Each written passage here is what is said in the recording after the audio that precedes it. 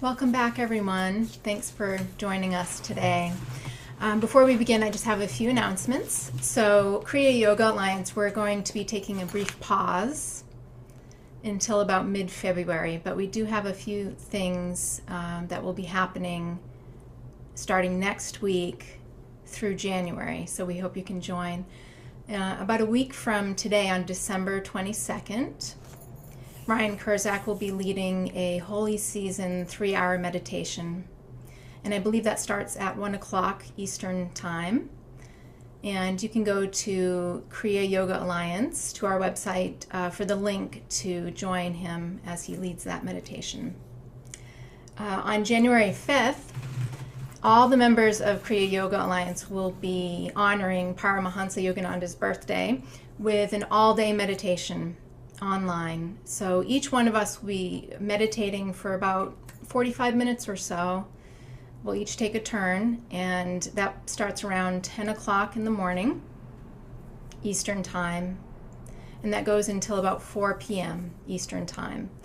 And so if you go to our website, you will see the link there, as well as the list of all of the meditation leaders for the day. So we really hope that you can join us. That's a really great opportunity to have a much longer day of meditation.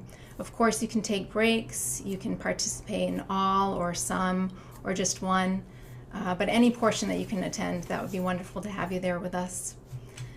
We also just wanted to remind you in May that Ryan Kurzak will be leading a more intensive Kriya Yoga retreat in California. And I believe registration starts around January for that. And again, you can go to our website for links to his website in order to register and find out more about that. Ryan Strong will be speaking at that retreat, as well as myself, and we very much look forward to that.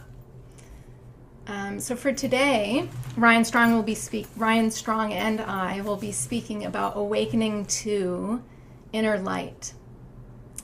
And when I was reflecting upon that, I felt called to chant with you today the Gayatri mantra.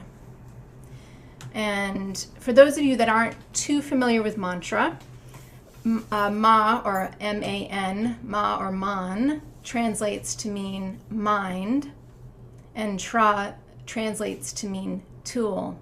So mantra is simply used as a tool in our spiritual practice to help us to hone our awareness. Now, there's many different types of mantra, and generally they're given to a student by a teacher. The Gayatri mantra it's one of the most widely chanted mantras right now. So many people in the world chant this mantra. And just by virtue of, if you reflect upon how many people chant this mantra and bring their awareness to the meaning of the mantra, which I will discuss, that in itself gives power and enlivens the meaning of that mantra. It vivifies it. So I first learned the mantra, the Gayatri mantra, it was probably about 15 years ago. And it's a mantra that it's used to illumine your mind, to bring light and awareness to your mind so that you may receive knowledge. And so I first learned the mantra when I was attending the Ayurvedic college that I went to. So the head teacher, he taught the mantra to the students. And so before each class, we would chant the mantra together. And it would help us to prepare our minds and our hearts to receive the knowledge of the Vedas. And so today, before we meditate, we will chant the Gayatri. And I'd love to share with you I spent some time contemplating the meaning behind the mantra. And I actually think I will put it on the screen for you so that you can also see. Let's see if I can do this.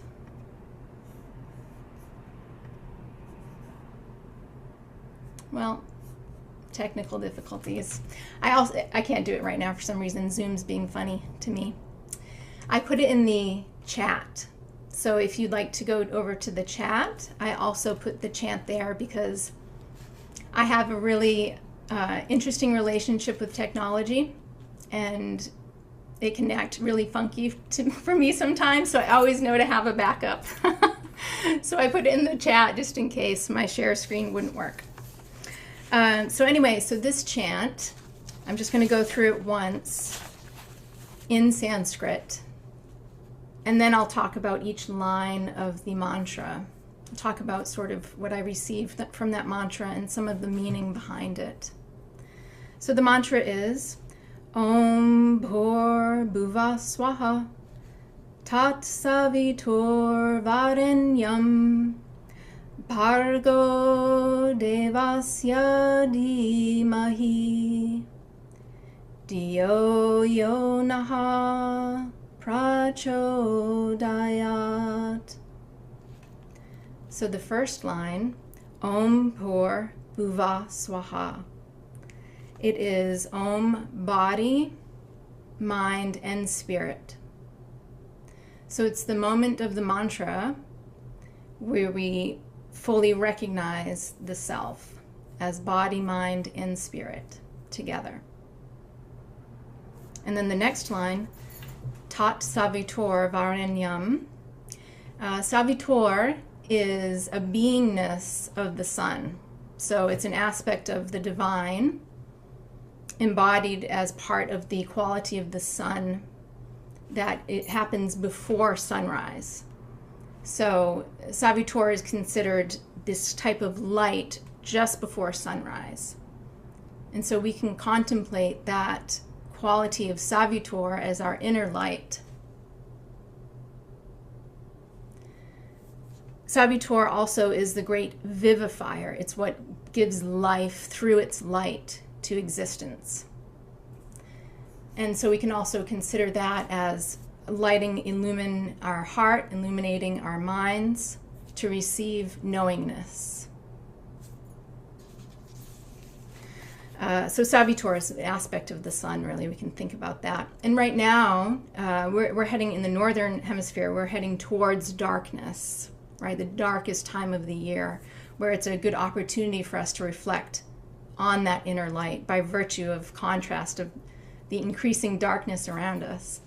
Also on the flip side, those living in the southern hemisphere, they're actually experiencing more of the outer light. And so when I was thinking about these two things of how like part of our earth is going more into darkness and part of our earth is going more into light, that's kind of how we are when we reflect upon the microcosm of the little self and then the expression of the larger self. It's sort of also mirrored in just the rotation and movements of the earth. The next line, Bhargo Devasya Dhimahi, means may we meditate on the divine light of supreme reality. So practicing this mantra to allow us to receive that divine light, that inner knowing within.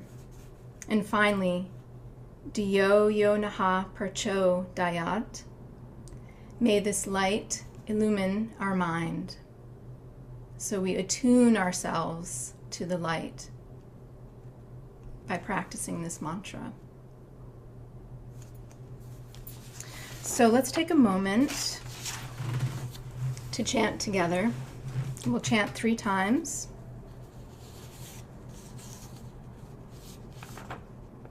And closing your eyes.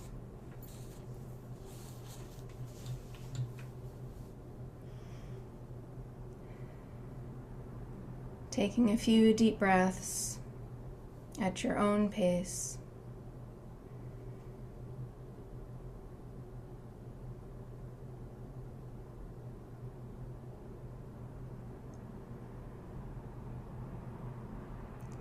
Oh, excuse me. Om Bhur Bhuva Swaha Tat Savitur Varenyam Bhargo Devasya Dhimahi Diyo Yo Naha Prachodayat. Om Bhurrbhuva Swaha Tatsavitur Varenyam Bhargo Devasya Dhimahi Dio Yo Naha Prachodayat. Om Bhurrbhuva Swaha Tatsavitur Varenyam Bhargo Devasya Dhimahi Dio Yo Naha Prachodayat.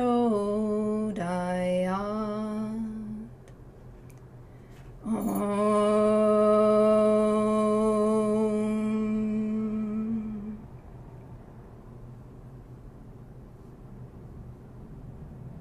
Through this mantra, may you all be open and receptive to your divine inner light.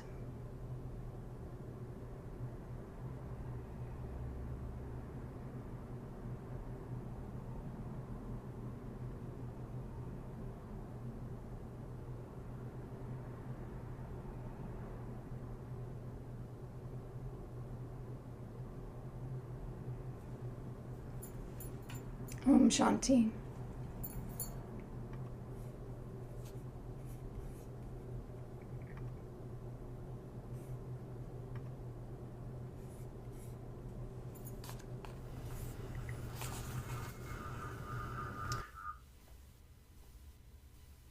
Right. Thanks, Chelynn. That was beautiful. Well, this will be short and sweet, and then we'll meditate. I have Roy's picture up today. I always have it up, but today I'm sharing it because it will be the 75th anniversary of his official meeting, his first meeting, at least in this lifetime or that lifetime, with Paramahansa Yogananda. So in 9 days from today, it will be the 75th anniversary of that meeting. And I know I'm speaking for most of us here that we're very glad, we're very lucky, we are very blessed that he did. You know, he was 17 when he read Autobiography of a Yogi. And at 18, he had the boldness and the courage to hitchhike across the country. And from Florida, it took him 4 days, hitchhiked across the whole country, no cell phones back then. And just showed up at the Self-Realization Fellowship headquarters. I said, "Hi, I'm here." And worked out for him. We are, each one of us in different ways, at different times, we get this stirring. We get this little spark, this little inner knowing. Maybe we can call it a calling. And it's that soul awareness. It's the essence of our being that just gets stirred, gets awakened. It's this little spark, and it leads us. It's like a magnet. It pulls us towards that which we are seeking. And sometimes it feels like it's things outside of ourselves, like maybe meeting a spiritual teacher or meeting the love of your life, or other types of really special circumstances where you're just lit up, called, and drawn towards, right? And these, as we dedicate ourselves to be having the courage to follow that spark, right? We feel it awaken within us, and we notice it, and we go, "Oh, there's something about this." For me, was it first studying Ayurveda? Was it meeting Roy? All these different things. If I look back at all the real special the most special events, the blessings of my life, they just happened. But I participated in it because I felt it and I went towards it, if that makes sense. And then inevitably it always reveals itself as not outside of, like, what the thing is. It feels like it's outside of you, but then what it's doing is it's getting you closer to who you truly are. It's that it's that soul awareness pulling itself towards being more awake. And this isn't to be confused with things that are exciting or distractions. When we feel the calling, we feel that soul awareness, that awakening, it is exciting.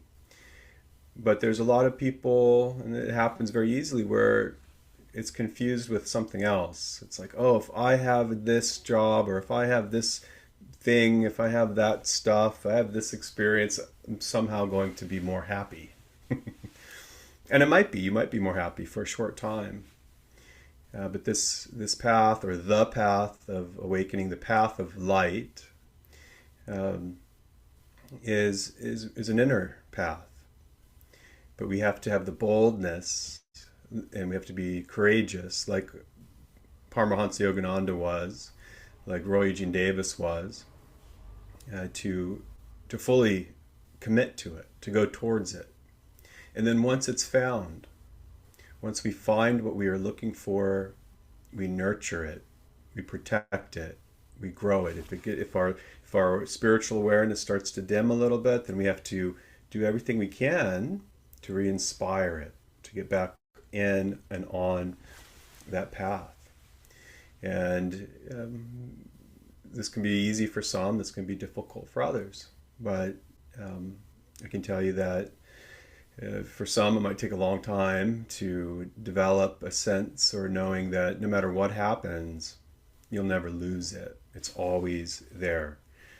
Whatever you will go through with your mind, body, personality, whatever happens in your life, there is the awareness and knowing of that truth, of that spiritual reality. It's just always there. And when we're looking at that meeting that happened almost 75 years ago, we can really see how it has touched many lives. If that meeting hadn't happened, where would we be? But looking at the astrology, I know I'm going to talk a little bit about astrology, but looking at the astrology of it, it's pretty interesting. Just a few minutes ago, if we were watching the sky, if we were using sidereal astronomy, we would notice that the sun just entered into the sign of Sagittarius, also known as Danu in Sanskrit. And you could probably imagine it, you can see it in your mind, the centaur, the bottom part of it's a centaur, half man, half beast, and he's holding an arrow and pointing it, right? And this is a symbol for our awakening. The lower part of the centaur is our base nature, our primal self, our instinctual survival nature. And when we're relating from that place, we're not very awake, right? It's not like it's a negative place necessarily. It's very pure in a lot of ways, but it's just unconscious, instinct, survival. And as we progress up, we can see how that animal starts to become human.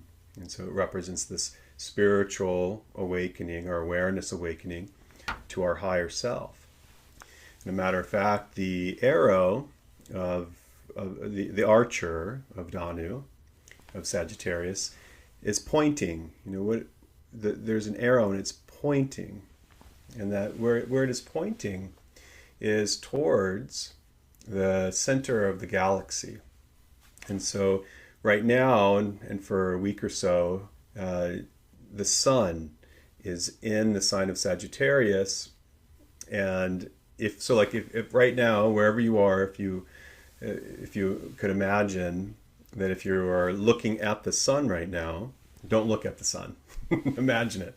But wherever the sun is right now, if you just go straight towards the sun and out into space, you are looking directly towards the center of the galaxy, the galactic center. And so this time period is really special as we see the sun entering into this area that is pointing directly at the center of the Milky Way. And it is said that at the center of the Milky Way, or it is said that when the Earth is closer to it in proximity, that consciousness of human beings, consciousness of how people live, how people think, how awake people are, the closer we are to it, the more awake we are. The further away, it's a little more complicated than that, but it's that kind of thing. And during this time period, especially this week, it's a great time to just contemplate the center of the galaxy and how it represents consciousness. It represents awakening. At the center of our galaxy, there's a giant, massive black hole, and it pulls in all of this energy, all of this matter, and the whole Milky Way is spinning around it. And much like the sun has this massive gravitational force, and it pulls our planet and the planets in our solar system around it, right? And it's much like our spiritual teachers, going back to Roy, Mr. Davis, having the boldness and being so courageous that he, with very little money, like $4 or something like that, decided, well, I'm just going to go for it, right? Yogananda was like the sun. Yogananda was like the center of the galaxy. He just got pulled towards it, and he had the boldness and the courage to follow that. And when we are looking at the sun right now, again, don't look at it, but if we're watching its movements, it is like what Chelynn was saying, it's setting in its most southern direction between now and the 21st. And in the Vedas, the southern direction is the direction associated with Yama, or with death itself. And it kind of makes sense because this time of year the sun is setting. It's shorter days, right? Shorter days, longer nights. And so much of the plant life and everything is dying, or has died. Obviously there's still a lot of plant life, but anything that is seasonal, anything that loses its leaves or doesn't grow, all the stuff that hibernates, all that's happening. And the sun is setting in the south more and more as the days get shorter and shorter. And in so many cultures, the sun represents God. The sun represents spirituality. The sun represents these kind of things. And this time of year, it's seen as it's dying, right? It's shorter days and shorter days and shorter days until we get to the solstice. And it's pretty interesting because on the solstice, if again, don't look at the sun, but if we're watching it, it hardly moves as far as the degrees for 3 days. And so we're looking at an interesting thing where the sun is dying, and then it doesn't move for 3 days, and then it starts to move again. And so we can really look at the metaphor of Jesus's resurrection, these kind of things where Jesus died on the cross, if you will, and was resurrected 3 days later, because as the sun comes back, then it marks the beginning of the days starting to become brighter and brighter and brighter. And we can definitely relate this very physical phenomenon to our own lives, as we can dedicate ourselves completely to our spiritual path. And we can have the boldness and be courageous to let anything go that doesn't need to be a part of our lives, that might be getting in the way. We can be courageous and bold to bring in to our lives what we need for our spiritual awakening. And as we see the sun become reborn, we can completely 100% commit to our individual awakening with boldness, and again with pure courage, not worrying about what anyone would think or say. Right? You tell anyone, "Hey, I'm going to become spiritually awake," they're going to be like, "What's wrong with this person?" Because they're in the dark. They don't know. They don't know. So you don't have to tell anyone, but be bold, own it, be committed to it. Right? Go all the way.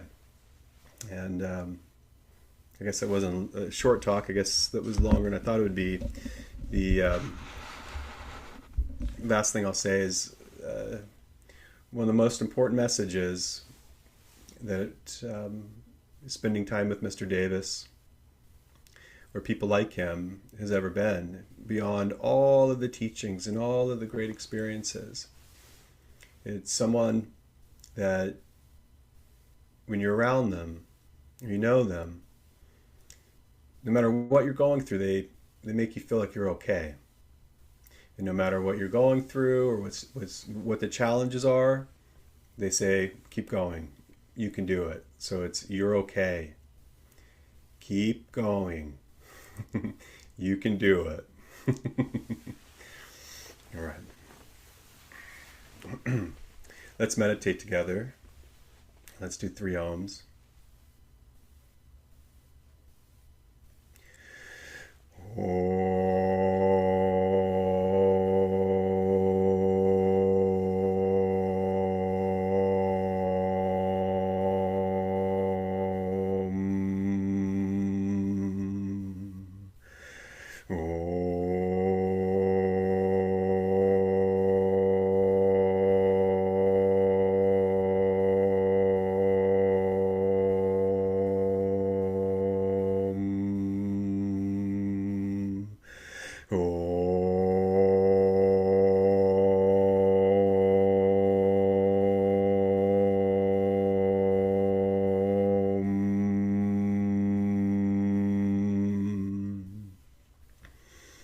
Let's sit upright with our backs nice and straight.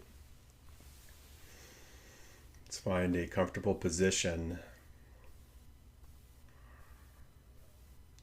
And let us bring our awareness to our feet or to our legs. And let's make sure they're fully relaxed. Let's bring our awareness to our hands, our wrists, our fingers. Relax them, relax your shoulder blades. Release and relax your belly. Relax your jaw. Soften your eyes. And release any tension in your forehead or your scalp. Fully relaxed. Let us together take a very slow breath in through our nose. And as we do so, we fill the lungs all the way up, nice and gentle.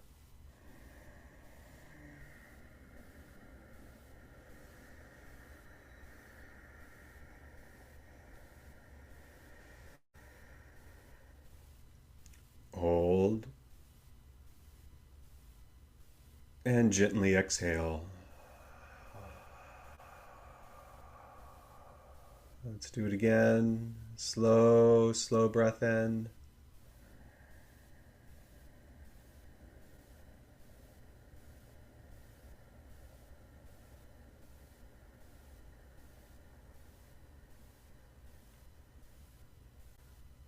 Hold.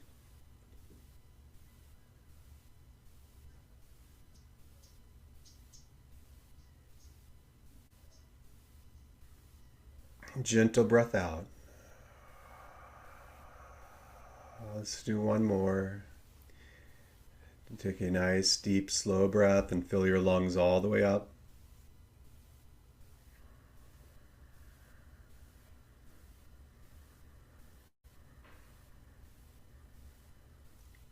Chest fully expanded, hold. And gentle breath out through your mouth.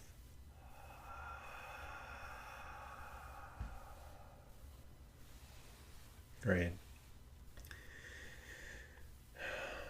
Let us open up our being, open up our mind, our heart, our total being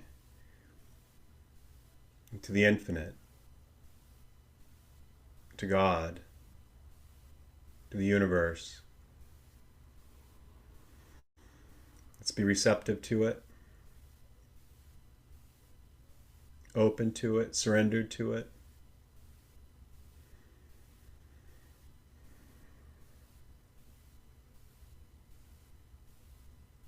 Let us acknowledge the divine nature of all beings, everywhere.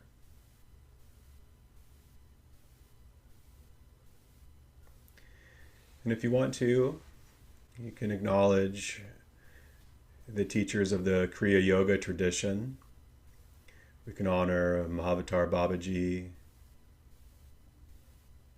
Lahiri Mahashaya, Swami Sri Yukteswar, Paramahansa Yogananda, Roy Eugene Davis, and all of their lineages and all of their successors.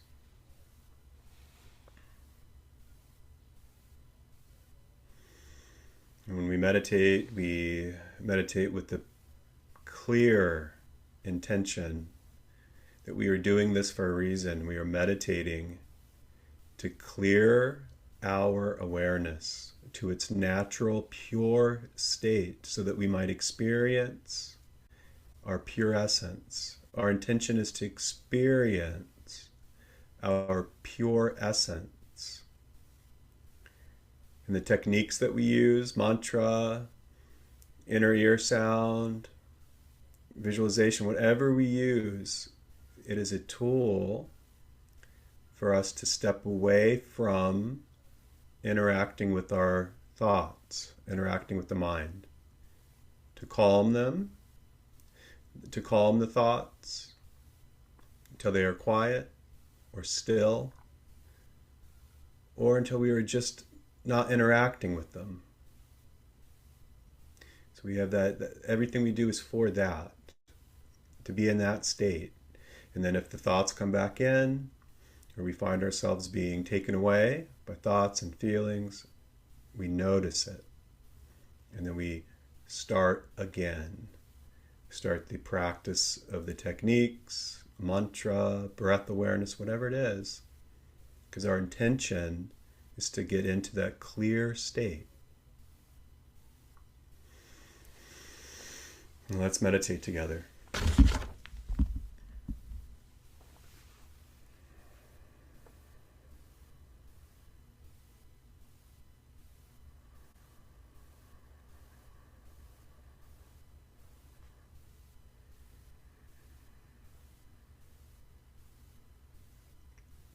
If you'd like to, you can just simply focus your awareness on your breath. Feel the sensation, hear the sound of the breath as it enters your body as you breathe in.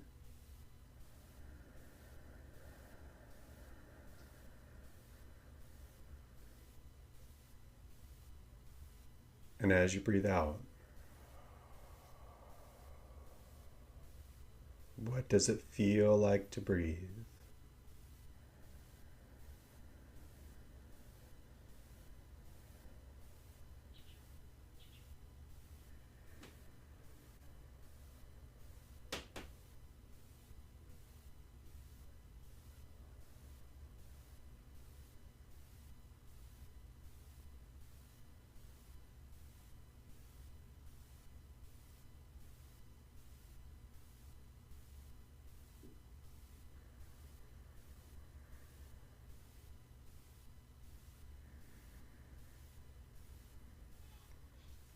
And if you'd like to, you can coordinate your breath as you naturally breathe, focusing in on the breath. You can inwardly repeat the mantra, So as you breathe in, you hear it.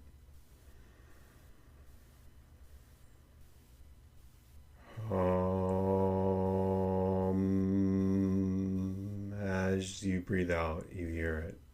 Your mind is focused on your breath and the sound of the mantra. So as you breathe in,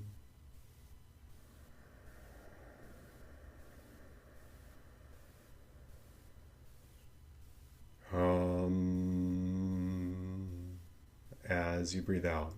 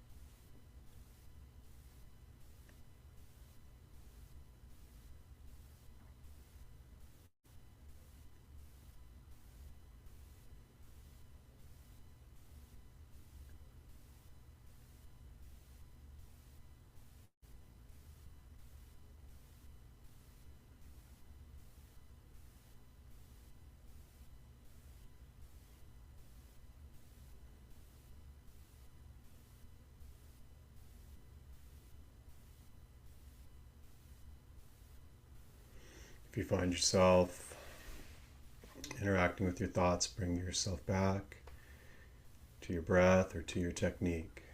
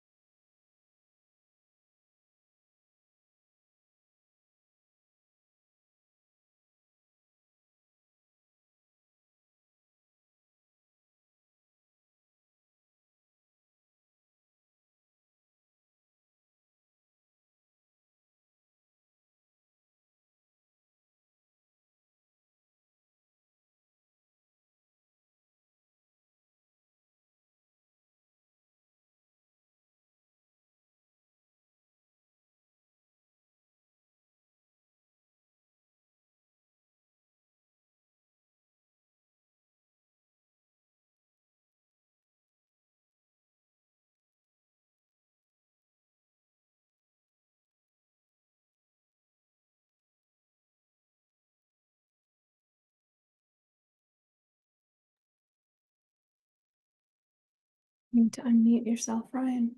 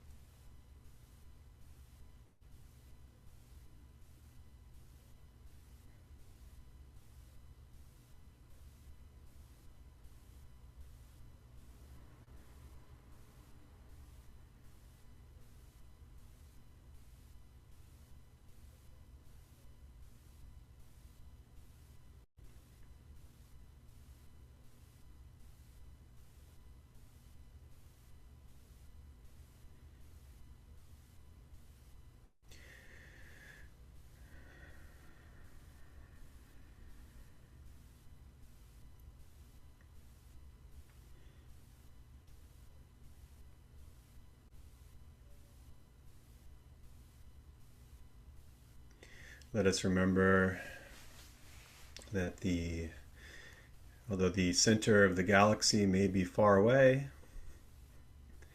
it resides within us. May the essence of our being awaken our minds and our consciousness.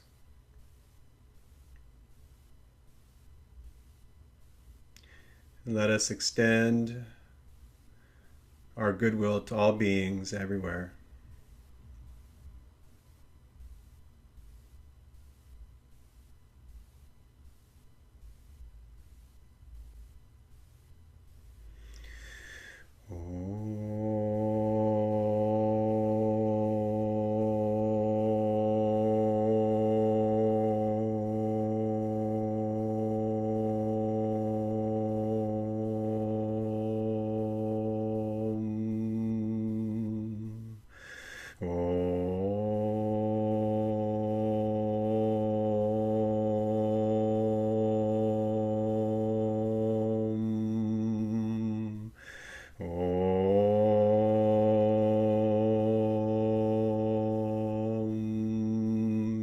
Shanti, Shanti, Shanti. Om. Peace, peace, peace.